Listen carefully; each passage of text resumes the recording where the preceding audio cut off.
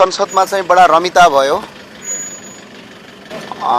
प्रतिपक्ष दल माओवादीले भिजिट भिसामा अग्नि सापकोटा साट्यो। यसका लागि चाहिँ माओवादीका साथीहरूलाई बधाई दिन चाहन्छु हामी। अहिले के भयो भने भिजिट भिसा प्रकरणमा माओवादीका साथीहरू झुक्नुभयो र आज आत्मसमर्पण गर्नुभयो र एउटा प्रतिपक्षले चाहिँ साथ दिएपछि गृहमन्त्रीको राजीनामा माग्ने कुरा, संसदीय छानबिन समिति बन्ने कुरा चाहिँ अल्पमतमा परेको अवस्था रह्यो।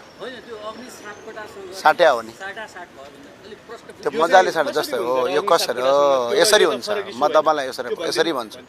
कसरी हुन्छ भने नेपालको कानुनमा प्रचलित ऐनमा फौजदारी कसुरमा ज्यान मार्ने उद्योगमा कुनै पनि व्यक्तिलाई अदालतले पक्राउ गर या छानबिन गर भन्ने बित्तिकै त्यस्ता व्यक्तिलाई बाहिर राखेर अनुसन्धान हुँदैन। अदालतले त स्पष्ट के भनेको छ भने छानबिन गर्ने बाटो खुला गरिदिएको छ। त्यस्तो ज्यान मान्ने उद्योग हो, मान्छे मारेको मुद्दामा त्यो बाहिर बसेर छानबिन हुँदैन।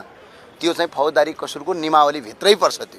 त्यो भएको हुनाले त्यो विषयमा उहाँलाई पक्राउ नगर्ने, भिजिट भिसा प्रकरणमा चाहिँ जसरी पनि हुन्छ गृहमन्त्रीको राजीनामा नमाग्ने र साथसाथै अर्को कुरा के नगर्ने भने छानबिन समिति पनि नबनाउने कुरामा सहमति भएर आज सिधा भाषामा भन्ने हो भने भिजिट भिसा प्रकरण माओवादीले अग्नि सापकोटासँग साट्यो। त्यो भएर हामी विरोध जनाउँछौँ र अहिलेको गृहमन्त्री मात्र हो न 2000 हामी बसेका छैनौँ। तपाईँले हेर्नु भन्दैन रहेछ। हामी चाहिँ उभिएरै तपाईँले कलद आँखाले हेर्नुभयो, संसदको रेकर्ड हेर्नुहोस्। हामी बसेका छैनौँ, हामी उभिएका छौँ। यतिसम्म पनि तपाईँले हेर्नुहुन्न भने म तपाईँसँग के कुरा गरौँ? छैन, हामी बस्नु भएको छैन। देखेको कुरा होइन। तपाईँले झुटो कुरा बोलेको र सबैका अगाडि छलकपट गरेको संसदको रेकर्ड हेरे हुन्छ नि।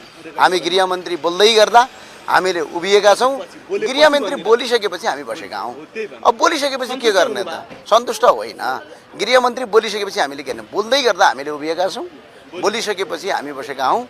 र अर्को कुरा के हो भने स्पष्टका साथ अहिले पनि हामी छानबिन समिति आवश्यक छ र अहिलेको मात्र होइन, 2064 सालदेखि अहिलेसम्मको सबै छानबिन समिति आवश्यकता छ। यो एकजना गृहमन्त्रीको मात्र प्रकरण होइन, यो लामो समयदेखि हुँदै आएको छ। यसको छानबिन हुनुपर्छ।